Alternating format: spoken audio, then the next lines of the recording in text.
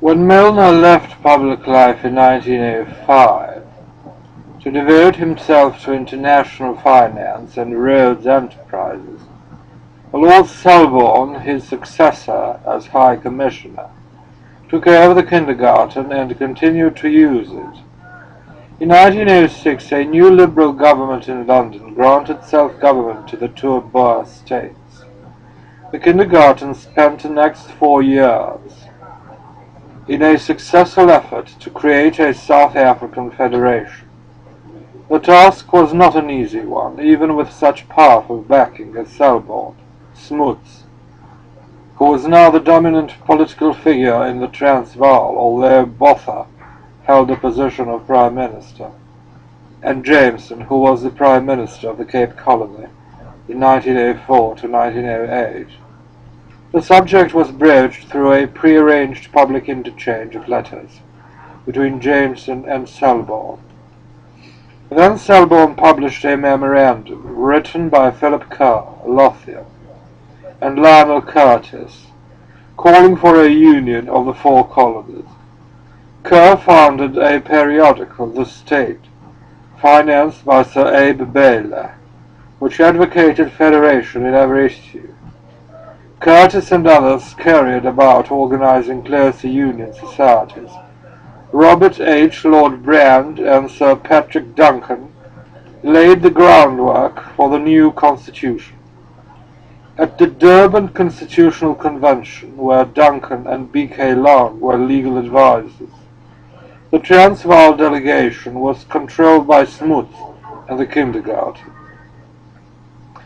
This delegation, which was heavily financed, tightly organized, and knew exactly what it wanted, dominated the convention, wrote the Constitution of the Union of South Africa, and succeeded in having it ratified in 1910. Local animosities were compromised in a series of ingenious arrangements, including one by which the legislative, executive, and judicial branches of the new government were placed in 3 different cities. The Rhodes-Milner Group recognized that Boer nationalism and colour intolerance were threats to the future stability and loyalty of South Africa, but they had faith in the political influence of Smuts and Botha, of Rhodes' allies, and of the 4 members of the kindergarten who stayed in South Africa to hold off these problems until time could moderate the irreconcilable Boers. In this they were mistaken, because as men like Jameson, 1917, Botha, 1919, Duncan, 1943, Long, 1943, and Smuts, 1950, died off, they were not replaced by men of equal loyalty and ability, with the result that the Boer extremists under D.F. Malan came to power in 1948.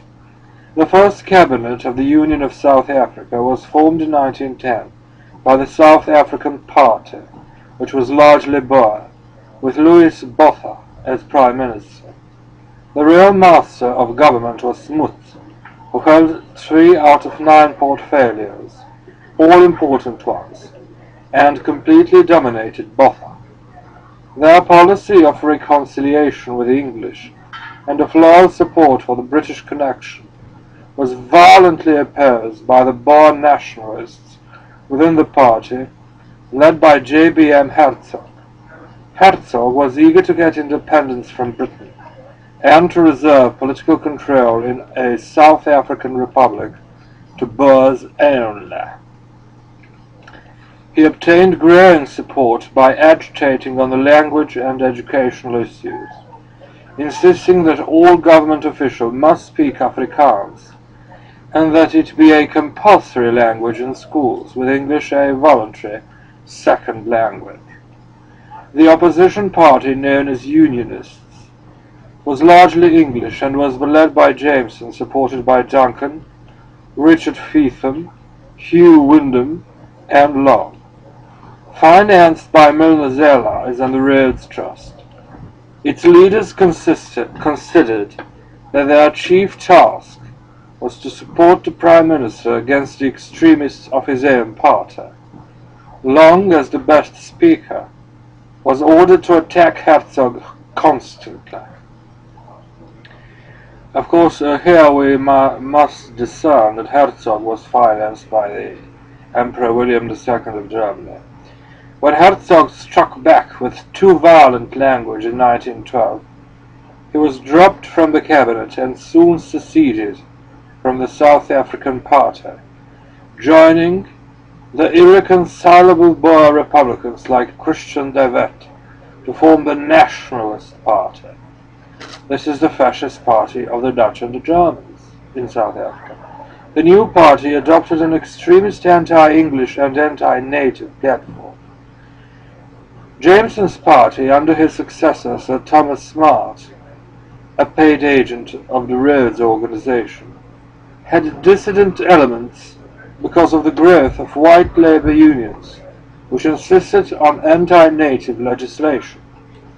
By 1914, these formed a separate Labour Party under F.H.P. Cresswell, and were able to win from Smuts a law excluding natives from the most semi-skilled or skilled work or any high-paying positions, 1911. The natives were compelled to work for wages, however low, by the need to obtain cash for taxes, and by the inadequacy of the native reserves to support them from their own agricultural activities. By the Land Act of 1913, about 7% of the land area was reserved for future land purchases by natives, and the other 93% for purchases by whites. At that time, the native population exceeded the whites by at least fourfold. As a result of such discriminations, the wages of natives were about 1/10 those of whites. This discrepancy in remuneration permitted white workers to earn salaries comparable to those earned in North America, although national income was low and productivity per capita was very low, about $125 per year. The Botha-Smuts government of 1910 to 1924 did little to cope with the almost insoluble problems which faced South Africa. As it became weaker and the Herzog nationalists grew stronger, it had to rely with increasing frequency on the support of the Unionist Party. In 1920, a coalition was formed and 3 members of the Unionist Party, including Duncan, took seats in Smuts' cabinet. In the next election in 1924, Cresswell's Labourites and Herzog's Nationalists formed an agreement which dropped the Republican Imperial issue and emphasized the importance of economic and native questions. This alliance defeated Smuts' party and formed a cabinet which held office for 9 years. It was replaced in March 1933 by a Smuts-Herzog coalition formed to deal with the economic crisis arising from the World Depression of 1929 to 1935. The defeat of the Smuts group in 1924 resulted from 4 factors, besides his own imperious personality. These were 1. His violence toward labor unions and strikers, 2. His strong support for the imperial connection, especially during the war of 1914 to 1918, 3. His refusal to share any enthusiasm for an anti-native program, and 4. The economic hardships of the post-war depression and the droughts of 1919 to 1923. A minor strike in 1913 was followed by a general strike in 1914. In both, Smuts used martial law and machine gun bullets against the strikers, and in the latter case illegally deported 9 Union leaders to England. This problem had hardly subsided before the government entered the war against Germany and actively participated in the conquest of German Africa as well as in the fighting in France. Opposition from Boer extremists to this evidence of the English connection was so violent that it resulted in open revolt against the government and mutiny by various military contingents which sought to join the small German forces in southwest Africa. The rebels were crushed and thousands of their supporters lost their political rights for 10 years. Botha and even more Smuts played major roles in the Imperial War Cabinet in London and at the Peace Conference of 1919. The former died as soon as he returned home, leaving Smuts as Prime Minister to face the acute post-war problems. The economic collapse of 1920 to 1923 was especially heavy in South Africa, as the ostrich feather and diamond markets were wiped out, because the imperial aristocracy in Europe disappeared, so they didn't need the ostrich feathers for the ladies and diamonds. The gold and export markets were badly injured, and years of drought were prevalent. Efforts to reduce costs in the mines by increased use of native labor led to strikes and eventually to a revolution on the Rand, 1922. Over 200 rebels were killed. As a result, the popularity of Smuts in his own country reached a low ebb, just at the time when he was being praised almost daily in England as one of the world's greatest men.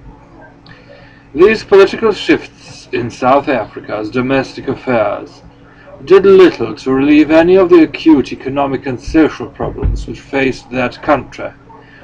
On the contrary, these grew worse year by year. In 1921, the Union had only 1.5 million whites, 4.7 million natives, 545,000 mulattoes colored, and 166,000 Indians. By 1933, the whites had increased by only 500,000, while the number of natives had grown up almost 2 million. These natives lived on inadequate and eroded reserves or in horrible urban slums, and were drastically restricted in movements, residence, or economic opportunities, and had almost no political or even civil rights. By 1950, most of the native workers of Johannesburg lived in a distant suburb where 90,000 Africans were crowded onto 600 acres of shacks with no sanitation, with almost no running water, and with such inadequate bus service that they had to stand in line for hours to get a bus into the city to work. In this way, the natives were steadily detribalized, abandoning allegiance to their own customs and beliefs, including religion, without assuming the customs or beliefs of the whites. Indeed, they were generally excluded from this because of the obstacles placed in their path to education or property ownership. The result was that the natives were steadily ground downward to the point where they were denied all opportunity except for animal survival and reproduction. Almost half of the whites and many of the blacks were farmers, but agricultural practices were so deplorable that water shortages and erosion grew with frightening rapidity, and rivers which had flowed steadily in 1880 largely disappeared by 1950. As lands became too dry to farm, they were turned to grazing, especially under the spur of high wool prices during the two great wars. But the soil continued to drift away as dust. Because of low standards of living for the blacks, there was little domestic market either for farm products or for industrial goods. As a result, most products of both black and white labor were exported, the receipts being used to pay for goods which were locally unavailable or for luxuries for whites. But most of the export trade was precarious. The gold mines and diamond mines had to dig so deeply below 7,000 foot levels that costs rose sharply, while the demand for both products fluctuated widely, since neither was a necessity for life. Nonetheless, each year over half of the Union's annual production of all goods was exported, with about one-third of the total represented by gold. The basic problem was lack of labor, not so much the lack of hands, but the low level of productivity of those hands. This in turn resulted from lack of capitalization and from the color bar, which refused to allow native labor to become skilled. Moreover, the cheapness of unskilled labor, especially on the farms, meant that most work was left to blacks, and many whites fell into lazy habits. Unskilled whites, unwilling and unable to compete as labor with the blacks, became indolent poor whites. Milner's kindergarten had, at the end of the Boer War, the sum of £3 million provided by the peace treaty, to be used to restore Boer families from concentration camps to their farms. They were shocked to discover that 1/10 of the Boers were poor whites, had no land, and wanted none. The kindergarten decided that this sad condition resulted from the competition of cheap black labor, a conclusion which was incorporated into the report of a commission established by Selborne to study the problem. This famous report of the Transvaal Indigency Commission, published in 1908, was written by Philip Kerr, Lord Lothian, and republished by the Union government 20 years later.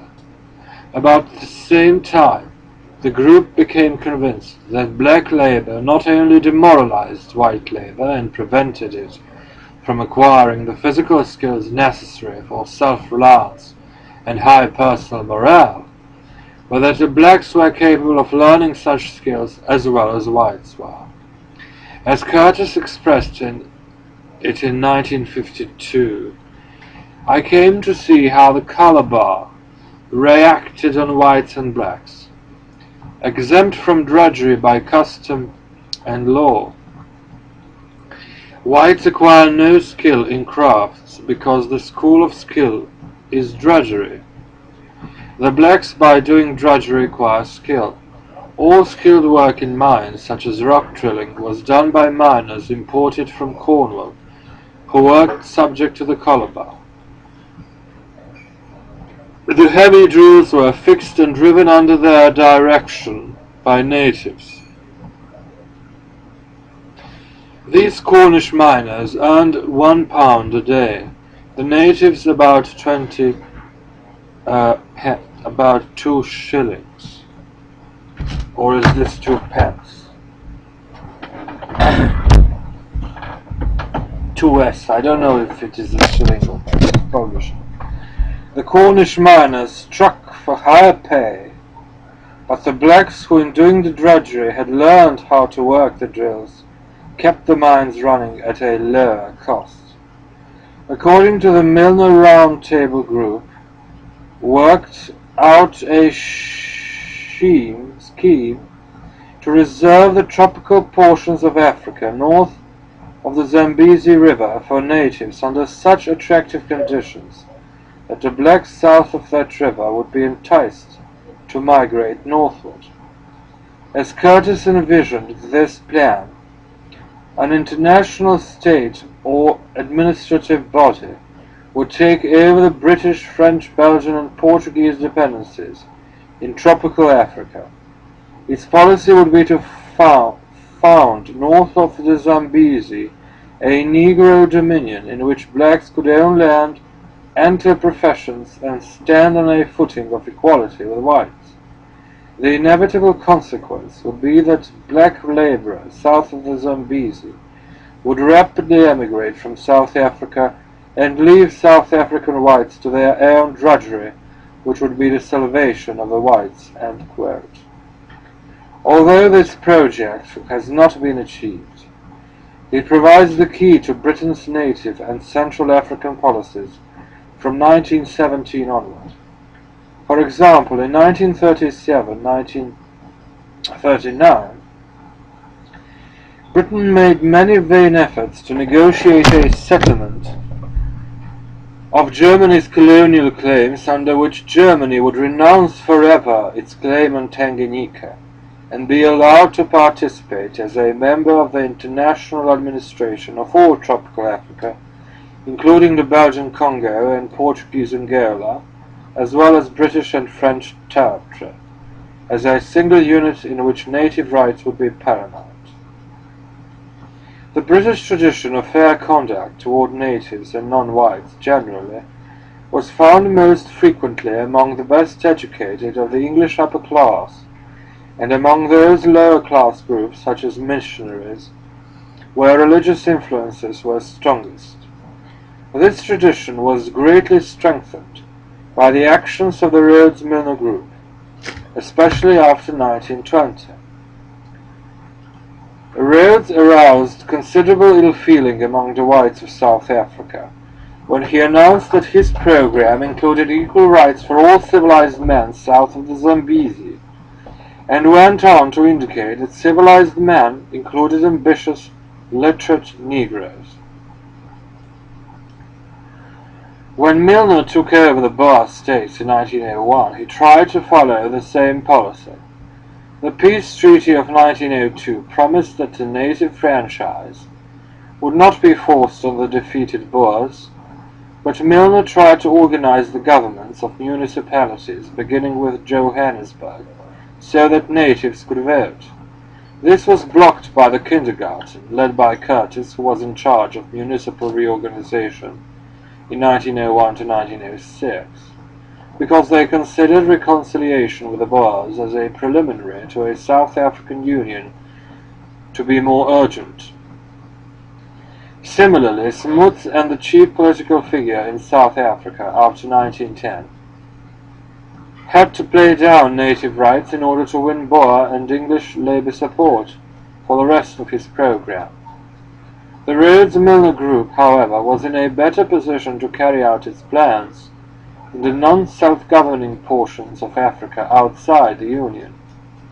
In South Africa, the three native protectorates of Swaziland, Bechuanaland, and Basutoland were retained by the Imperial authorities as areas where native rights were paramount, and where tribal forms of living could be maintained at least partially. However, certain tribal customs, such as those which required a youth to prove his manhood by undergoing inhuman suffering or engaging in warfare or cattle stealing before he could marry or become a full-fledged member of the tribe, had to be curtailed. They were replaced in the 20th century by the custom of taking work in the mines of South Africa as contract laborers for a period of years. Such labor was as onerous as killing as tribal warfare had been earlier, because deaths from disease and accident were very high. But by undergoing this test for about 5 years, the survivors obtained sufficient savings to allow them to return to their tribes and buy sufficient cattle and wives to support them as full members of the tribe for the rest of their days. Unfortunately, this procedure did not result in good agricultural practices, but rather in overgrazing, growing drought and erosion, and great population pressure in the native reserves. It also left the mines without any assured labor supply, so that it became necessary to recruit contract labor farther and farther north. Efforts by the Union government to set northern limits beyond which labor recruiting was forbidden led to controversy with employers, frequent changes in regulations, and widespread evasions. As a consequence of an agreement made by Milner with Portuguese authorities, about a quarter of the natives working in South African mines came from Portuguese East Africa, even as late as 1936, making the Commonwealth 1910 to 1926. As soon as South Africa was united in 1910, the kindergarten returned to London to try to federate the whole empire by the same methods. They were in a hurry to achieve this before the war with Germany, which they believed to be approaching. With aid, Bailey, and money, they founded the Round Table under Carr's, Lothian's editorship, met in formal conclaves presided over by Milner to decide the fate of the empire, and recruited new members to their group, chiefly from New College, of which Milner was a fellow. The new recruits included a historian, F.S. Oliver, Sir Alfred Zimmern, Sir Reginald Coupland, Lord Lovat, and Waldorf Lord Astor. Curtis and others were sent around the world to organize the Round Table groups in the chief British dependencies. For several years, 1910 to 1916, the Round Table groups worked desperately, trying to find an acceptable formula for federating the empire. 3 books and many articles emerged from these discussions, but gradually it became clear that federation was not acceptable to the English-speaking dependencies. Gradually it was decided to dissolve all formal bonds between these dependencies, except perhaps allegiance to the crown, and depend on the common outlook of Englishmen to keep the empire together. This involved changing the name British Empire to Commonwealth of Nations, as in the title of Curtis's book of 1916, giving the chief dependencies, including India and Ireland, their complete independence, but gradually and by free gift rather than under duress, working to bring the United States more closely into this same orientation, and seeking to solidify the intangible links of sentiment by propaganda among financial, educational, and political leaders in each country. Efforts to bring the dependencies into a closer relationship with the mother country were by no means new in 1910, nor were they supported only by the Rhodes-Milner group. Nevertheless, the actions of this group were all-pervasive.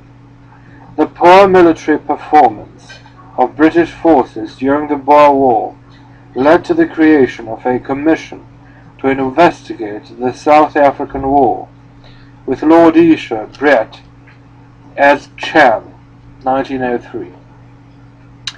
Among other items, this commission recommended creation of a permanent committee of Imperial defense. Esher became unofficial chairman of this committee, holding the position for the rest of his life, 1905 to 1930. He was able to establish an Imperial General Staff in 1907 and to get a complete reorganization of the military forces of New Zealand, Australia, and South Africa so that they could be incorporated into the Imperial forces in an emergency, 1909 to 1912.